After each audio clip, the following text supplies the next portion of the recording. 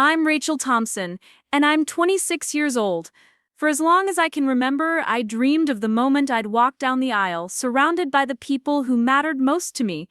I imagined my parents beaming with pride, my sister wiping away happy tears, everyone celebrating the love Alex and I had built together. Instead, what I got was a phone call 3 days before my wedding that would shatter everything I believed about family. My mother's voice was cold and matter-of-fact when she said, "Rachel, we won't be attending your wedding. Honestly, you're just not worth the effort, and we have more important things to celebrate with Jessica." Those words hit me like a punch to the stomach, but what came next was even worse. Before we jump back in, tell us where you're tuning in from, and if this story touches you, make sure you're subscribed, because tomorrow I've saved something extra special for you. While I stood at that altar in Phoenix, searching the small crowd for faces that would never appear, my parents were posting pictures from Napa Valley, toasting my sister's latest promotion with champagne and laughter. They weren't just absent from my wedding, they were actively celebrating somewhere else, making sure the whole world could see their choice. That moment broke something inside me, but it also awakened something powerful. Sometimes the people who hurt us the most are the ones who show us exactly who we're meant to become. Growing up in Scottsdale, Arizona, our house was the kind that looked perfect from the outside. My parents, David and Linda Thompson, had built their entire identity around the image of success. The front yard was always immaculate, the cars were always spotless, and every family photo was carefully curated to show the world that the Thompsons had it all figured out. But inside those walls, there was a hierarchy that I never quite understood as a child, though I felt its weight every single day. My younger sister Jessica was the crown jewel of the family, the one who could do no wrong, the child who embodied everything my parents valued about achievement and ambition.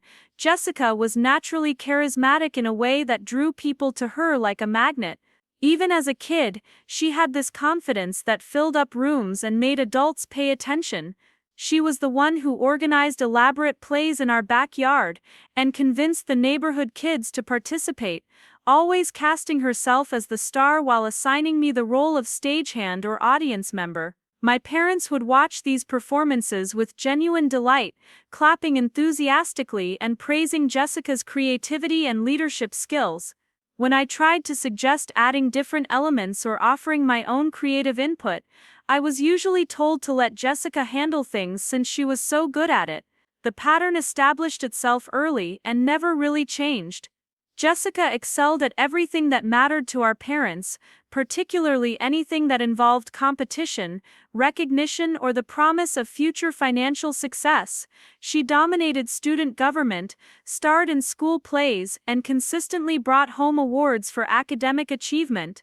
My parents attended every single one of her events, sometimes rearranging work schedules or family plans to ensure they never missed a moment of Jessica's glory. They kept a dedicated photo album for her accomplishments and regularly updated their social media with proud parent posts about her latest victory. Meanwhile, I found myself drawn to quieter pursuits that didn't generate the same level of excitement in our household. I loved spending hours with my camera, capturing the way desert light hit the mountains around Phoenix, or the intricate details of cacti flowers that most people overlooked. I taught myself photo editing and graphic design, staying up late experimenting with different techniques and creating digital art that felt meaningful to me. When I showed my parents a photography series I'd worked on for weeks, my dad glanced at the prints briefly and said, "That's nice, honey, but did you hear about Jessica making varsity debate team as a sophomore?" The conversation immediately shifted to my sister's achievement, and my photographs were forgotten on the kitchen counter. This dynamic continued throughout our childhood and into our teenage years. Jessica's victories were celebrated with family dinners at expensive restaurants, while my accomplishments were acknowledged with a brief good job before the conversation moved on to more important topics.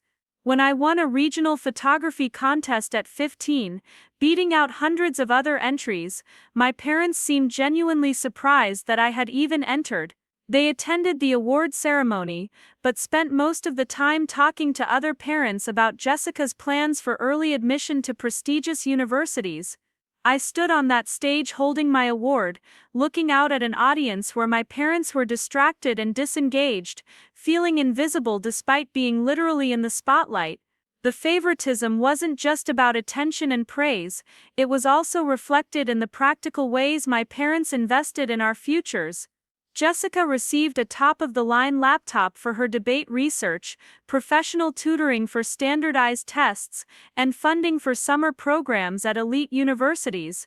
When I asked about attending a photography workshop that cost a fraction of what they spent on Jessica's activities, I was told we needed to be more practical about money, and that maybe I could find some free online tutorials instead. The message was clear: Jessica's interests were investments worth making, while mine were hobbies that didn't deserve serious financial support. High school amplified these differences even more dramatically. Jessica was accepted to UCLA with plans to study economics and eventually break into investment banking, a career path that had my parents practically glowing with pride. They hosted a graduation party for her that filled our entire backyard, inviting neighbors, extended family, and anyone else who would listen to them brag about their daughter's bright future. The party felt like a celebration not just of Jessica's achievements, but of my parents' success as parents, their validation that they had raised a child destined for greatness. My own high school graduation was a much quieter affair. I had been accepted to Arizona State University with a partial scholarship for my portfolio work, something that should have been celebrated but was instead treated as a consolation prize. My parents seemed to view my college plans as adequate, rather than exciting, a safe backup compared to Jessica's glamorous trajectory toward Los Angeles and high finance. They attended my graduation ceremony, but left immediately afterward to prepare for Jessica's farewell party, which they considered the more important event of the day. The summer before college was when I first began to seriously question whether I was expecting too much from my family, or if their treatment of me was genuinely unfair. I spent those months working at a local camera shop, saving money for college expenses and learning more about professional photography equipment. I also volunteered to photograph events for local nonprofits, building a portfolio while contributing to causes I cared about. One evening, I overheard my parents talking to their friends about their children's futures. They spent 20 minutes detailing Jessica's internship prospects and career timeline, painting her as their ticket to becoming parents of a truly successful child. When someone asked about me, my mother said, "Oh, Rachel's doing her little art thing. We hope she'll find something stable eventually." That conversation crystallized something I had been feeling for years but hadn't been able to articulate. I wasn't just less favored than Jessica, I was actively dismissed as less valuable, less worthy of investment, less likely to reflect well on my parents as successful adults. Their love felt conditional on achievements they deemed worthwhile, and since my passions didn't. Preparing and narrating this story took us a lot of time, so if you are enjoying it, subscribe to our channel. It means a lot to us. Now back to the story. Align with their values, I would always be the child who disappointed them simply by being myself. Starting college at Arizona State University felt like stepping into a completely different world where I could define myself on my own terms. I threw myself into my coursework with an intensity that surprised even me, determined to prove that my creative interests could translate into real professional success. My professors in the digital media program recognized something in my work that my parents had never acknowledged, encouraging me to push boundaries and explore new techniques. For the first time in my life, I was surrounded by people who understood that creativity and business success weren't mutually exclusive. It was during my second semester that I met Alex Martinez in a marketing class we both needed for our degrees. He was studying business with a focus on digital marketing, and we were paired together for a semester-long project that required us to create a complete branding campaign for a fictional company. Alex was methodical and strategic in a way that perfectly complemented my creative instincts, and we discovered that we worked together seamlessly. What started as a successful academic partnership gradually evolved into long conversations over coffee, shared study sessions, and eventually something that felt like the beginning of real love. Alex came from a family that was warm and supportive in ways that initially made me uncomfortable because they felt so foreign to my own experience. His parents, Robert and Susan Martinez, owned a small restaurant in Phoenix and had built their lives around the idea that success meant being happy and fulfilled, rather than achieving external markers of prestige. They were genuinely interested in my photography and design work, asking detailed questions about my creative process and celebrating small victories in ways my own parents never had. When Alex brought me home for dinner for the first time, Susan spent an hour looking through my portfolio and asking if I had considered freelance work for local businesses. My friendship with Katie Wilson developed around the same time and became another anchor in my new life. Katie was studying journalism and had a sharp wit and fierce loyalty that made her both an excellent friend and a formidable advocate. She was one of the first people I confided in about my family dynamics, and her reaction was immediate and validating. "That's not normal, Rachel," she said after I described a typical family dinner where Jessica's achievements dominated the conversation while my own updates were barely acknowledged. Parents are supposed to be proud of all their children, not just the ones who fit their narrow definition of success. Katie became my sounding board and reality check, helping me understand that my parents' treatment wasn't something I needed to accept or excuse.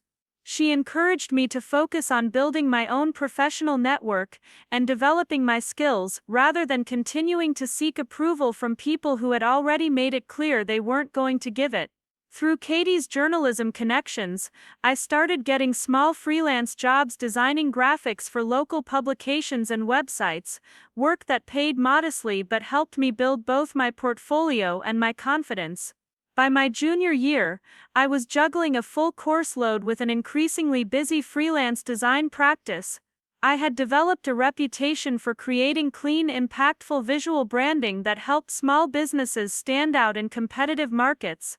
My client base was growing through word-of-mouth referrals, and I was earning enough money to cover most of my college expenses without relying on my parents for support. The financial independence felt almost as important as the creative fulfillment, proof that I could succeed on my own terms without needing their validation or investment. Alex and I had been dating for over a year by this point, and our relationship had deepened into something serious and committed. He understood my family situation better than anyone else, and provided a steady source of encouragement when I doubted myself or felt hurt by my parents' continued dismissal of my achievements. His own family had essentially adopted me, including me in holiday celebrations and treating my successes as worthy of genuine celebration. Robert and Susan Martinez showed me what it looked like to have parents who were proud of their children, simply for pursuing their passions and working hard, regardless of whether those passions led to traditionally prestigious careers.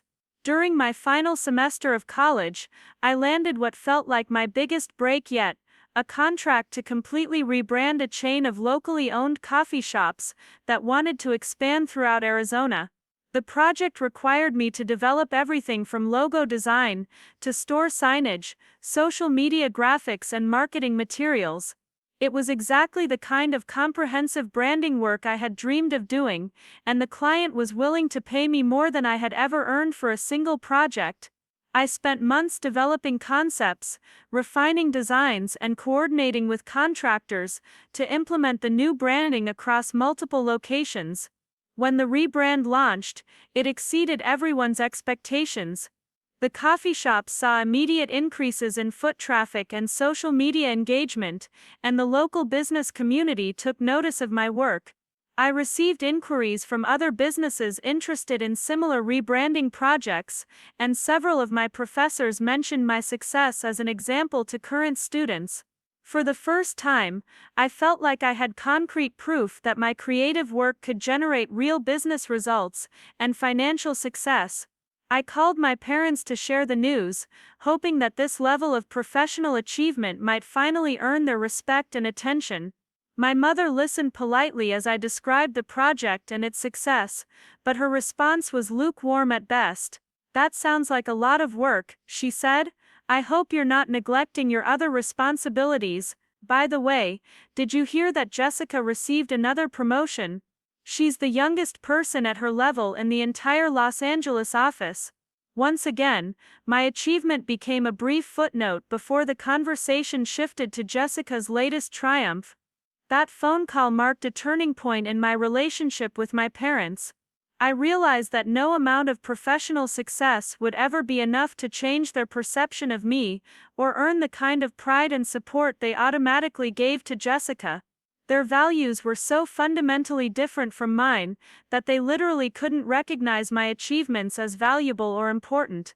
Rather than continuing to exhaust myself trying to prove my worth to people who had already decided I wasn't worth their attention, I needed to focus on building a life with people who appreciated and supported who I actually was. Alex proposed to me on a hiking trail in the Phoenix Mountains, with the desert sunset painting the sky in brilliant oranges and purples that reminded me why I had fallen in love with photography in the first place. The ring was simple and elegant, chosen with the same thoughtful attention to my preferences that Alex brought to everything in our relationship. As I said yes, I felt a happiness that was entirely my own, independent of anyone else's approval or validation. We were building something together that belonged to us, and for the first time in my life, that felt like enough.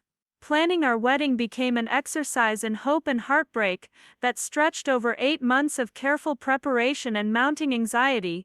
Alex and I chose the Desert Botanical Garden in Phoenix for our ceremony, a venue that perfectly captured both the natural beauty of Arizona and the intimate atmosphere we wanted for our special day. The garden's stunning collection of desert plants and mountain views would provide a backdrop that felt authentically us, representing the place where we had fallen in love and built our life together. We envisioned our closest family and friends gathered among the cacti and desert wildflowers, celebrating not just our marriage, but the journey that had brought us to this moment. The guest list became my first real challenge with my family. Alex and I had planned for roughly 60 people, including both sets of parents, siblings, extended family, and our closest friends from college and work. When I sat down to address the invitations, I found myself staring at the elegant cardstock for nearly an hour, trying to find the right words that might somehow bridge the gap between my parents and me. I had designed the invitations myself, incorporating desert botanical illustrations and a color palette that reflected the natural beauty of our chosen venue. Each invitation was a small work of art that represented hours of careful design work, but more than that, it represented my hope that this milestone might finally be significant enough to earn my parents' genuine attention and presence. I decided to hand-deliver the invitation to my parents, rather than mailing it, thinking that a personal touch might convey how much their attendance meant to me. When I arrived at their house in Scottsdale, I found them in the living room surrounded by photo albums and planning materials for what appeared to be an elaborate vacation. My mother looked up from a stack of travel brochures with mild irritation at being interrupted, while my father barely acknowledged my presence beyond a brief nod. I sat down across from them and carefully explained our wedding plans, describing the venue, the date, and how much it would mean to Alex and me to have them there. Their response was polite but distant, the kind of acknowledgement you might give to a casual acquaintance rather than your own daughter. My mother flipped through the invitation briefly and commented that the design was nice enough, before setting it aside on a stack of mail that clearly wouldn't be opened anytime soon. My father asked a few perfunctory questions about the logistics, but seemed more focused on the travel documents spread across the coffee table than on anything I was saying about our wedding plans. When I asked directly if they would be able to attend, they exchanged a look that I couldn't quite interpret before my mother said they would try to make it work with their schedule. That phrase, "try to make it work," became a source of constant anxiety over the following weeks. I knew my parents well enough to recognize that their lukewarm response didn't bode well, but I clung to the possibility that they might surprise me by showing genuine enthusiasm as the date approached. I found myself checking my phone obsessively for messages from them, hoping for some sign that they were taking the wedding seriously or making concrete plans to attend. Meanwhile, Jessica had been completely silent about the invitation I had sent to her Los Angeles address, not even acknowledging that she had received it despite my follow-up text messages asking for confirmation. Alex's family provided a stark contrast to my own family's indifference. Robert and Susan Martinez immediately marked the date on their calendar and began making plans not just to attend, but to help with various aspects of the celebration.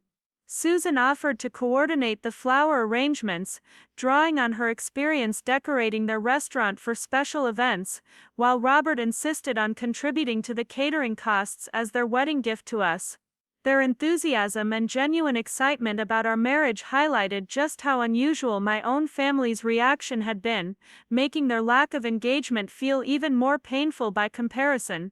3 weeks before the wedding, I decided to call my parents directly to get a definitive answer about their attendance.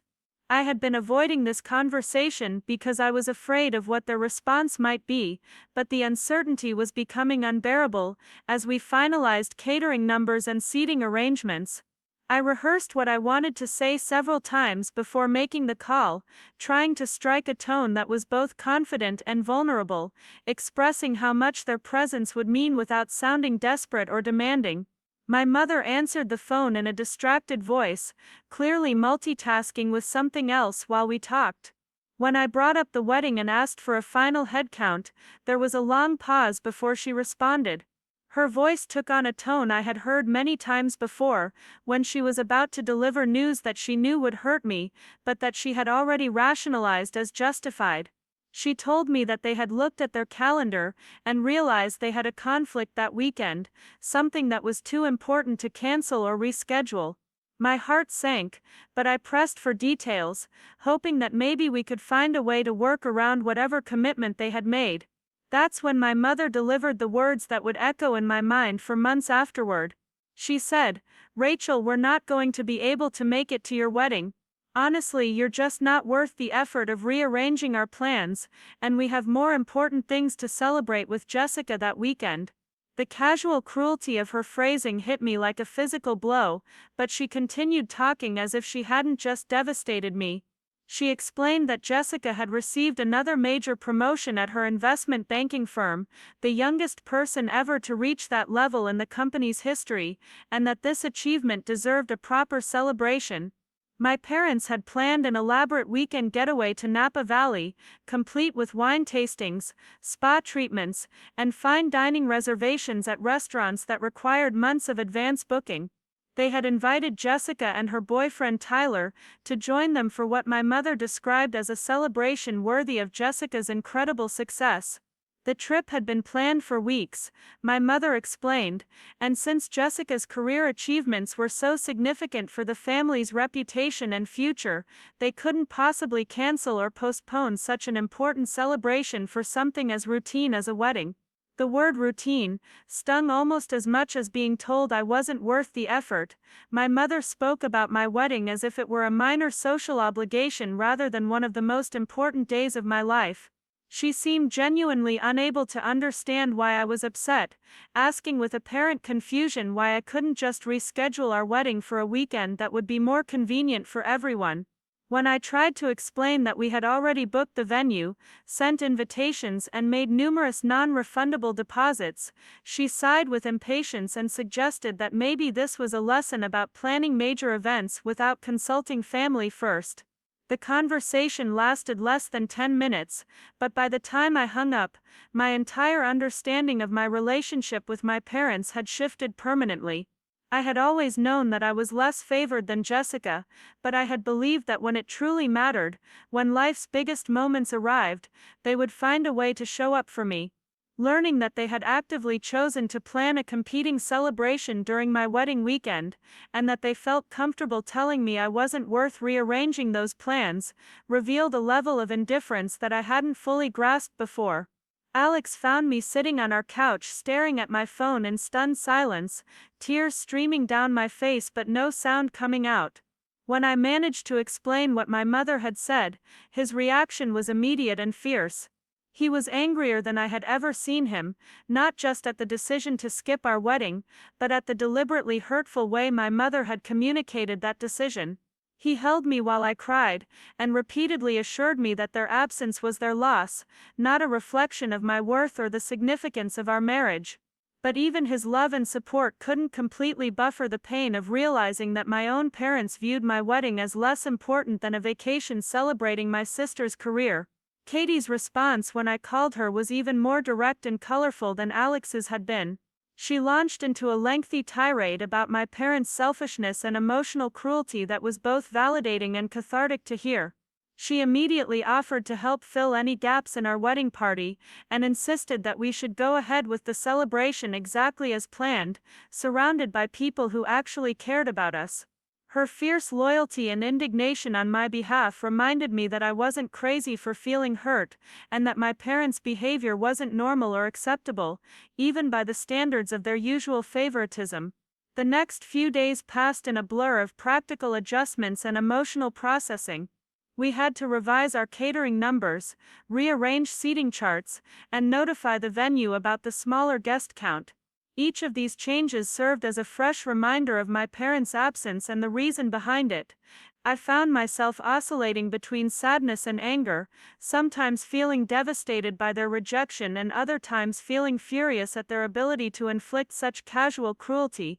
Alex and Katie took turns being my emotional support system, one of them always available when I needed to talk through my feelings, or when the reality of the situation would hit me anew.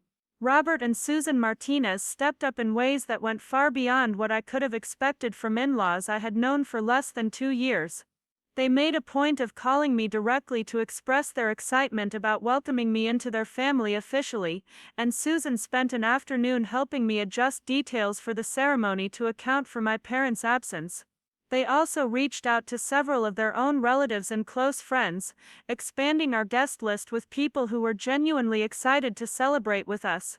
Their kindness helped fill some of the practical gaps left by my family's absence, but more importantly, it demonstrated what real family support looked like. 1 week before the wedding, I made one final attempt to reach out to Jessica directly. I had been hoping that she might attend even if our parents wouldn't, or that she might at least acknowledge what was happening and offer some kind of explanation or apology. I sent her a long text message explaining how much her presence would mean to me, and how hurt I was that our parents had chosen to celebrate her promotion instead of attending my wedding. I tried to strike a tone that was honest about my feelings without being accusatory toward her personally, hoping that maybe she would recognize the unfairness of the situation and choose to come anyway. Jessica's response came 3 days later, and was brief to the point of being dismissive. She thanked me for understanding that her career milestone was more important right now, and said she was sure I would have a nice little ceremony without them. She mentioned that she was looking forward to the Napa Valley trip and suggested that maybe we could all get together sometime after she got back, as if my wedding were a casual social gathering that could be easily rescheduled rather than a once-in-a-lifetime event. Her message made it clear that she was not only comfortable with our parents' decision, but actively supportive of it, viewing her promotion celebration as naturally taking priority over my marriage. That text message from Jessica was in some ways more hurtful than my parents' phone call, because it eliminated my last hope that someone in my immediate family might recognize how wrong this situation was. Jessica had always been the golden child, but I had believed that underneath the family dynamics, she still cared about me as her sister. Learning that she viewed my wedding as a minor inconvenience compared to her career celebration made me realize that the favoritism in our family had corrupted her perspective as much as it had hurt mine. The morning of our wedding dawned clear and beautiful, with the kind of perfect Arizona weather that made the desert landscape look like something out of a magazine. I woke up early in the hotel room where Katie had stayed with me, feeling a mixture of excitement and melancholy that I hadn't fully anticipated. Part of me was genuinely thrilled to be marrying Alex, and celebrating with the people who had chosen to be there for us.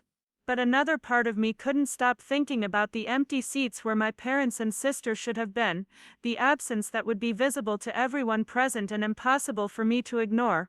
Katie helped me get ready, handling my hair and makeup with the kind of attention to detail that made me feel beautiful and cared for.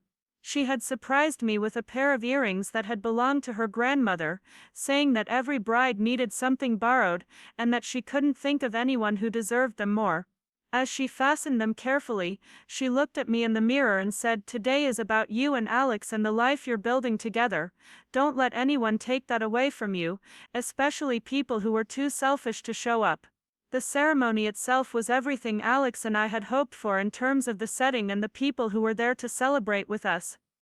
Desert Botanical Garden provided a stunning backdrop with its towering saguaro cacti and sprawling desert vistas, while our guests filled the space with warmth and genuine joy. Alex's eyes, when he saw me walking down the aisle, conveyed such love and happiness that for a moment I forgot about everyone who wasn't there. Our vows, which we had written ourselves, felt deeply personal and authentic, reflecting the journey we had taken together and the future we were committed to building. But throughout the ceremony, I couldn't completely escape the awareness of those empty seats in the front row where my family should have been sitting. I had left space for them until the last possible moment, hoping against hope that they might surprise me by showing up anyway. Instead, those vacant chairs served as a visible reminder of their choice, a public declaration of their priorities that everyone present could see.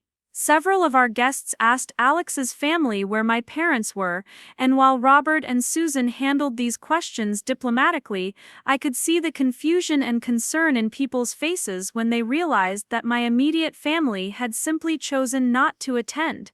The reception was held in the garden's event space, with string lights and desert flowers creating an atmosphere that was both elegant and relaxed. Alex and I had our first dance to a song that reminded us of our early days together, and for those few minutes I felt completely present and happy. Our friends and Alex's family filled the dance floor, creating the kind of joyful celebration that I had always imagined for my wedding day. The food was delicious, the speeches were heartfelt, and the overall atmosphere was everything we had hoped for when we started planning this event. Yet even in the midst of all that joy and celebration, I found myself periodically checking my phone for messages from my family. Some small part of me was still hoping for a last-minute apology, an explanation that would make their absence understandable, or at least an acknowledgement that this day mattered. Instead, what I found on social media that evening would prove to be even more devastating than their simple absence had been. Around 10 o'clock, as our reception was winding down and Alex and I were saying goodbye to our guests, I received a notification that my mother had posted something on Instagram. My stomach dropped immediately because I knew that whatever she had shared, it wasn't going to be about my wedding or any acknowledgement of this important day in my life. With trembling hands, I opened the app and found exactly what I had feared, a series of photos and videos from Napa Valley showing my parents, Jessica and Tyler, living it up at an expensive resort. The first image showed all four of them raising champagne glasses in a toast, with Jessica beaming in the center wearing what appeared to be a new designer dress for the occasion. The caption read, "Celebrating our superstar's incredible promotion with a weekend in wine country. So proud of Jessica's amazing achievements and excited to see where her brilliant career takes her next." The post had been shared just as my wedding ceremony was ending, a deliberate timing that felt like a slap in the face, but the images that followed were even more painful to see. There were photos of elaborate restaurant meals, spa treatments, wine tastings, and scenic drives through the vineyards. My parents looked relaxed and genuinely happy in a way that I rarely saw when they were around me, clearly enjoying every moment of their celebration weekend. Jessica appeared radiant and confident, surrounded by the kind of family attention and support that I had always craved but never received. Tyler fit seamlessly into the group, welcomed as part of their celebration in a way that Alex had never been embraced by my family. What struck me most about the social media posts wasn't just that they were happening while my wedding was taking place, but that they were being broadcast so publicly and enthusiastically. My mother had shared multiple updates throughout the day, documenting every aspect of their luxury weekend with captions about how proud they were of Jessica and how much they were enjoying celebrating her success. The contrast with their complete silence about my wedding was stark and intentional, a public statement about whose life events deserved recognition and celebration. As I scrolled through photo after photo of my family's elaborate vacation, I felt something inside me break in a way that couldn't be repaired. This wasn't just about missing my wedding anymore, it was about actively choosing to celebrate elsewhere and making sure everyone could see that choice. They hadn't just declined to attend, they had planned a competing celebration and were broadcasting their decision to prioritize Jessica over me to our entire extended family and social circle. The message was clear: Jessica's career achievements mattered enough to warrant an expensive weekend getaway, while my marriage wasn't worth rearranging their vacation plans. Alex found me standing in the garden bathroom, staring at my phone with tears running down my cheeks, the joy of our wedding day, mixing with the devastation of seeing my family's public rejection played out on social media. He took one look at the posts I was showing him and his face darkened with an anger I had never seen before. He held me while I cried, not trying to minimize my pain or offer false comfort, just providing the steady presence that I needed in that moment. When I finally stopped crying, he looked directly into my eyes and said, "They don't deserve you, they never did. And what we built here tonight, with people who actually love us, that's what real family looks like." Katie appeared moments later, having noticed my absence from the reception, and immediately understood what was happening when she saw my phone screen. Her reaction was swift and fierce, launching into a stream of profanity about my family's cruelty that would have been impressive if it hadn't been so heartbreaking to witness. She deleted the social media apps from my phone on the spot, insisting that I didn't need to torture myself by continuing to follow their celebration weekend, and spent the rest of the evening making sure I stayed focused on the people who had actually shown up for Alex and me. The end of our wedding night was bittersweet in a way I had never expected. Alex and I were genuinely happy and excited about beginning our married life together, surrounded by friends and his family who had made our celebration feel special and meaningful. But the shadow of my family's absence and their public dismissal of our marriage had left a mark that wouldn't fade easily. As we said goodbye to our last guests and prepared to leave for our brief honeymoon, I realized that this day had changed not just my marital status, but my fundamental understanding of my relationship with my parents and sister. Driving away from the desert botanical garden that night, I looked back at the venue where Alex and I had just committed our lives to each other and felt a complex mixture of emotions. The wedding had been beautiful and meaningful, filled with love from the people who mattered most. But it had also been the day when I finally understood that my parents and Jessica would never be the family I had hoped for, and that continuing to expect their love and support would only lead to more disappointment and heartbreak. The celebration in Napa Valley wasn't just about Jessica's promotion, it was a statement about whose life and happiness my family considered worthy of their attention and investment. The aftermath of seeing those social media posts from Napa Valley left me feeling raw and exposed in ways I hadn't anticipated. Alex and I had planned a modest 3-day honeymoon in Sedona, driving up to the red rocks and canyon views that had always provided me with a sense of peace and perspective. But even surrounded by some of Arizona's most breathtaking natural beauty, I found myself struggling to process the full impact of what had happened during our wedding weekend. The images from my family's celebration kept flashing through my mind, each photo serving as fresh evidence of just how little my marriage had meant to the people who were supposed to love me unconditionally. Alex was incredibly patient during those first few days as newlyweds, recognizing that I needed time and space to work through the complex emotions that my family's behavior had triggered. He didn't try to rush me toward forgiveness or push me to focus only on the positive aspects of our wedding celebration. Instead, he let me talk through my feelings as many times as I needed to, offering quiet support and validation when the hurt would wash over me again. During our hikes through the red rock formations, he would hold my hand and listen as I tried to make sense of how my parents could have been so deliberately cruel, not just in missing the wedding but in broadcasting their alternative celebrations so publicly. One evening, as we sat on the balcony of our hotel room, watching the sunset paint the canyon walls in brilliant oranges and purples, I finally asked Alex the question that had been haunting me since that devastating phone call with my mother. "Do you think there's something wrong with me?" I said, my voice barely above a whisper, "something that makes me not worth loving the way parents are supposed to love their children." The question had been eating at me for days, this terrible fear that maybe my parents' treatment of me was somehow justified, that I was fundamentally lacking in whatever qualities made Jessica worthy of their pride and attention.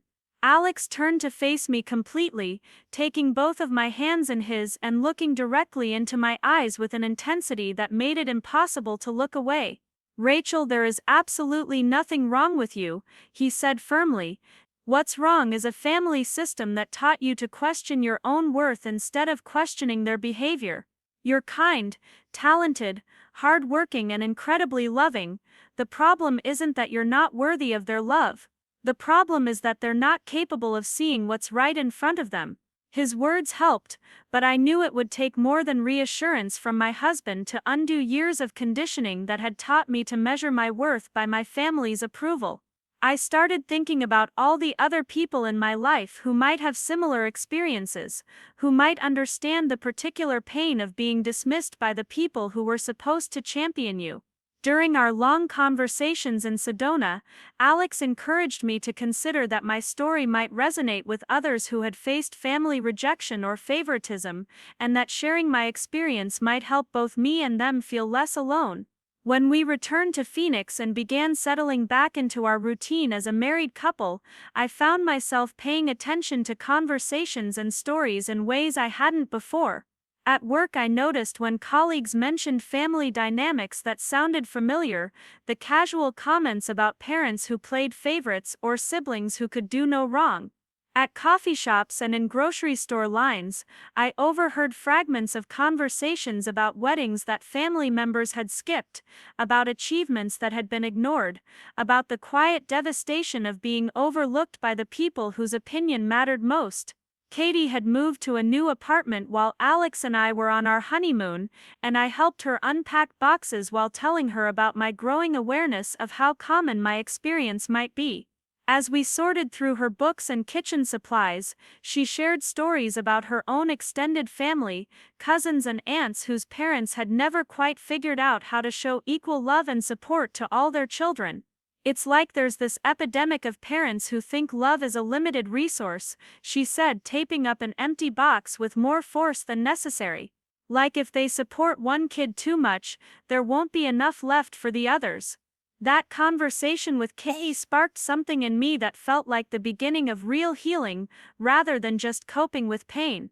I started to see my family's behavior not as a reflection of my inadequacy, but as part of a larger pattern of dysfunction that played out in families everywhere.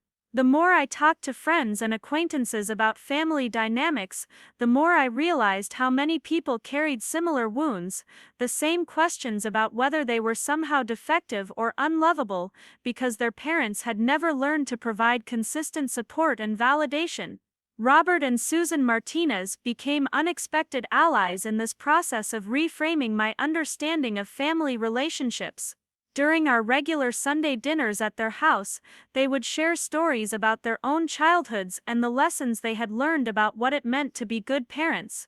Robert had grown up in a household where his father showed favoritism toward his older brother, and he had made a conscious decision to treat Alex and his sister equally when he became a parent himself.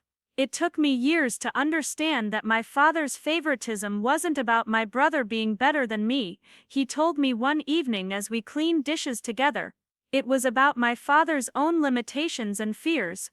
Susan had a different but equally valuable perspective, having worked for years as a teacher and witnessed countless examples of how parental favoritism affected children's self-esteem and relationships with siblings.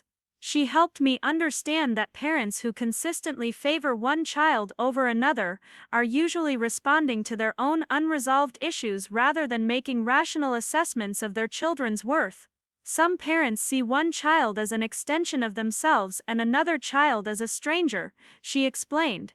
It doesn't mean the unfavored child is lacking anything, it means the parents never learned to love unconditionally. These conversations with Alex's parents gave me language and frameworks for understanding my own experience that I had never had before. Instead of wondering what was wrong with me, I began to consider what might have been wrong with my parents' approach to raising children. Why had they been so invested in Jessica's success that they couldn't see or celebrate my achievements? What fears or insecurities had made them unable to support different types of accomplishments equally? How had their own upbringings shaped their narrow definitions of what made a child worthy of pride and attention? I also started noticing how often people around me seemed to be struggling with similar questions about family relationships and wondering if their experiences were normal or healthy. During a work meeting, a colleague mentioned that her parents had never attended any of her art shows but had traveled across the country for her brother's golf tournaments. At the gym, I overheard two women discussing how their mother consistently forgot important dates in one daughter's life, while maintaining a detailed calendar of the other daughter's activities.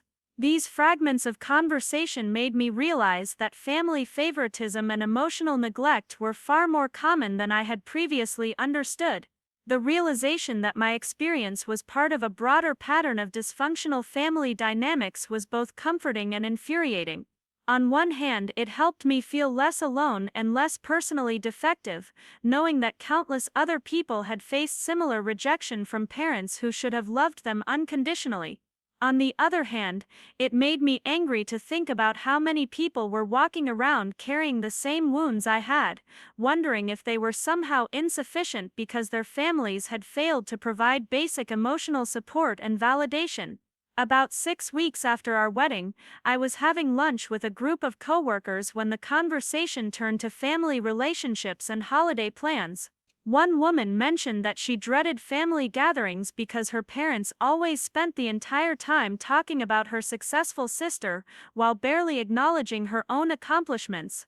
Another colleague shared that she had stopped inviting her parents to important events because they had a pattern of finding reasons not to attend or of showing up, but spending the time criticizing her choice rather than celebrating with her. As I listened to these stories, I felt a familiar ache of recognition mixed with something that might have been relief. Here were other intelligent, accomplished, kind people who had faced the same dismissal and favoritism that I had experienced. Their family's treatment of them clearly wasn't justified by any personal failings or inadequacies on their part. They were good people who deserved love and support, which meant that maybe I was too. Maybe the problem really was with the families who couldn't figure out how to love all their children equally rather than with the children who had been overlooked. That lunch conversation stayed with me for days afterward, and I found myself thinking about how isolating it could feel to carry the weight of family rejection without knowing that others shared similar experiences. Each person at that table had probably spent years wondering if they were somehow defective, just as I had, not realizing that their struggles were part of a much larger pattern of parental dysfunction. The silence and shame around these experiences seemed to make them worse, preventing people from getting the validation and support they needed to heal and move forward. I started paying closer attention to online communities and social media discussions about family relationships, and I was struck by how frequently people shared stories that echoed my own experience. There were countless posts from people wondering if their parents' favoritism was normal, asking for advice about how to cope with being the unfavored child, or seeking validation that their hurt feelings were justified.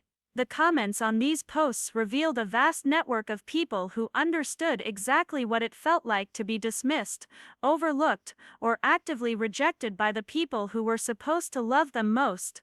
Reading these stories and comments became both therapeutic and heartbreaking.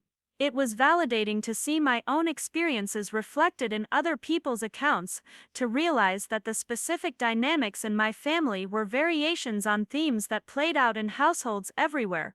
But it was also devastating to understand how widespread this kind of emotional damage was, how many people were struggling with questions about their worth because their parents had failed to provide consistent love and support. The sheer volume of people sharing similar stories made it clear that family favoritism and emotional neglect were significant social problems, not isolated incidents or personal failures. Alex noticed that I was spending more time reading and thinking about family dynamics, and he encouraged me to consider whether there might be ways to channel my growing understanding into something constructive. He suggested that my experience and insights might be valuable to others who were facing similar struggles, and he wondered if I might find healing through helping other people process their own family wounds. The idea resonated with me in a way that felt both exciting and terrifying, the possibility of turning my pain into something that could benefit others while also helping me make sense of my own journey. Katie was enthusiastic when I shared Alex's suggestion with her, immediately launching into ideas about how I might connect with other people who had experienced family rejection or favoritism. She suggested that I consider starting a blog or joining online support communities where I could share my story and offer perspective to others who were struggling with similar issues.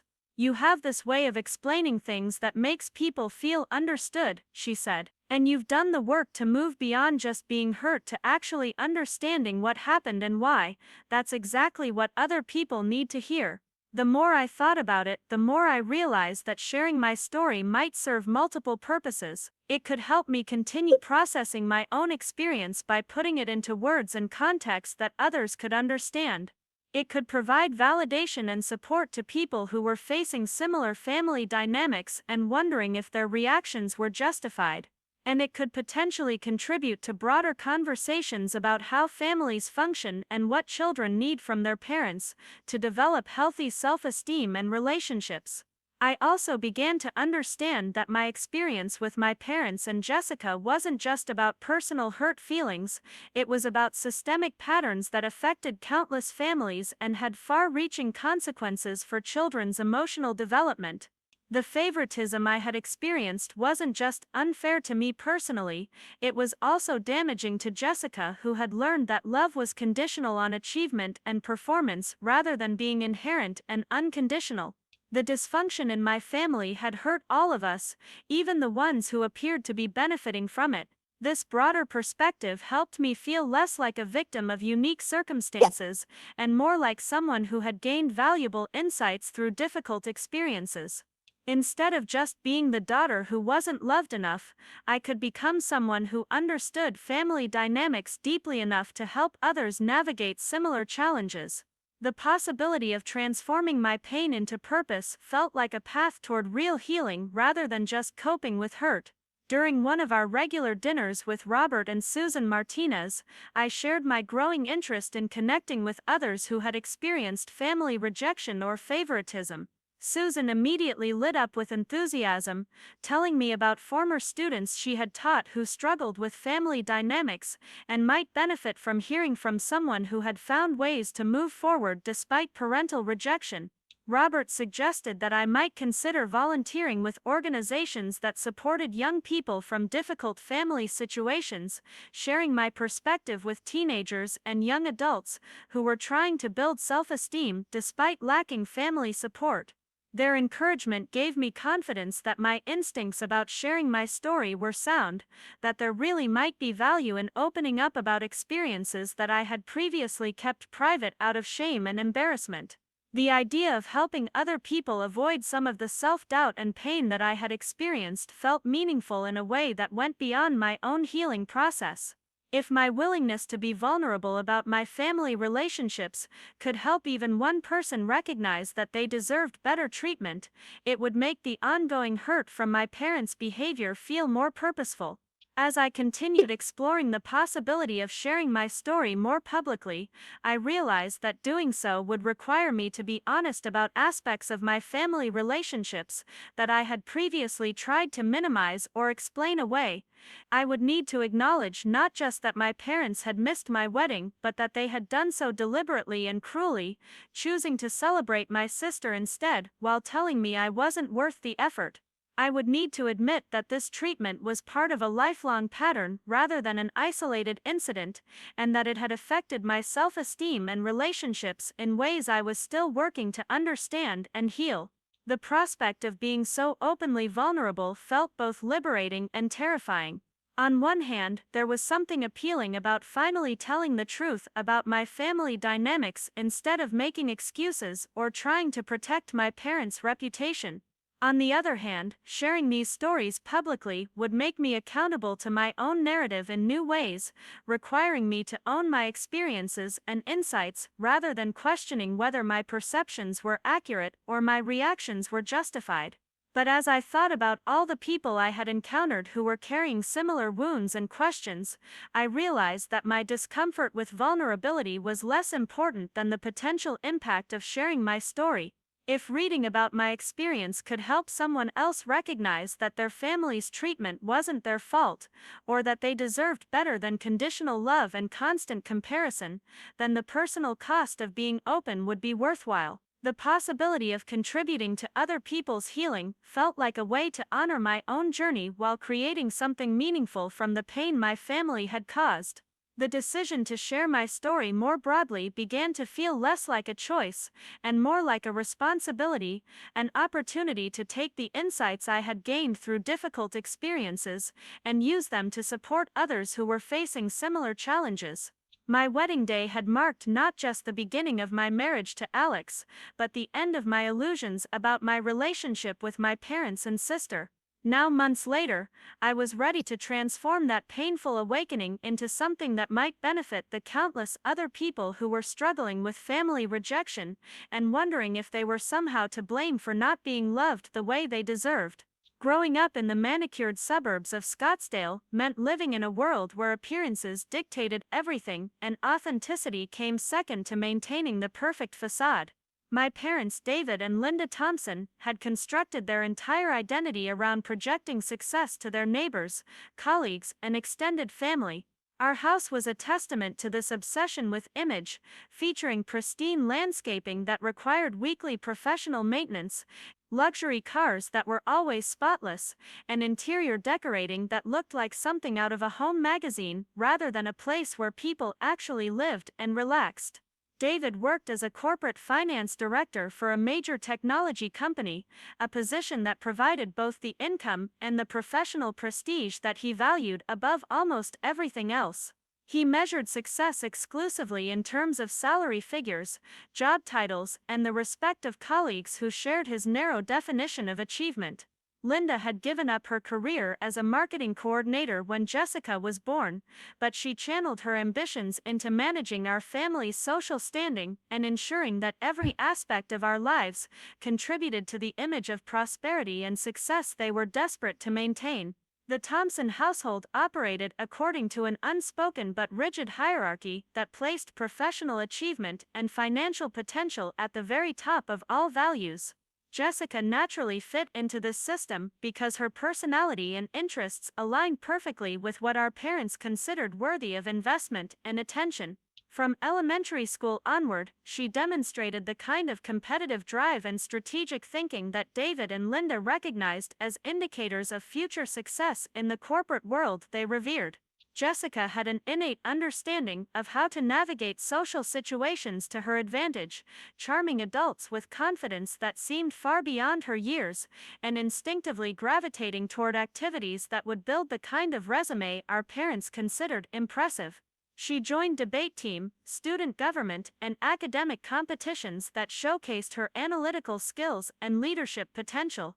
More importantly, she seemed to genuinely enjoy the competitive aspects of these activities, thriving on the recognition and validation that came with winning awards and earning praise from teachers and coaches. Meanwhile, I found myself drawn to pursuits that generated little enthusiasm in our household because they didn't fit David and Linda's template for acceptable interests. My fascination with photography and visual design was tolerated as a hobby but never taken seriously as a potential career path or even as something worthy of significant parental investment. When I showed excitement about a particularly compelling photograph I had captured or a design project I had completed, the response was typically polite but distant, as if I were sharing something mildly interesting but ultimately irrelevant to anything that mattered in real life. Up next, you've got two more standout stories right on your screen. If this one hit the mark, you won't want to pass these up. Just click and check them out.